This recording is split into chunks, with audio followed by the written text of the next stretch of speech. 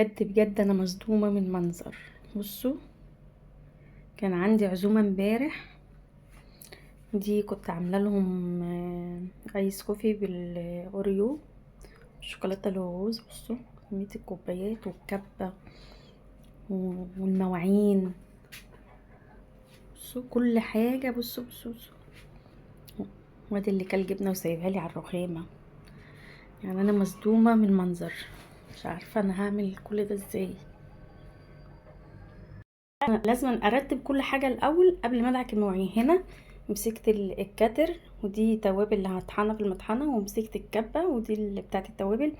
روقت المكان دوت، ونضفت الكبه ونضفت الكاتر. وهنا مسكت المواعين كلها من السفنجه دي، غسلتها الاول، بنزل كل الدهون اللي فيها وكل اي بواقي اكل وبنضفها. وهنا الرخامه روقتها بس. هنا الازازه هملاها بعد ما ادعك المواعين واروق الدنيا كلها واغسلها واكمل بقى. خلصنا المواعين كلها. بصوا الحوض نضيف وجميل ورايق.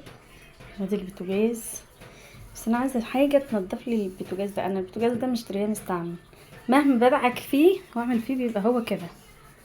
لو حد يعرف حاجه تنضفه يا ريت يقول. هنا اهو نضفت الميكروويف. هنا الرخامه اهيت، ودعكنا الارض.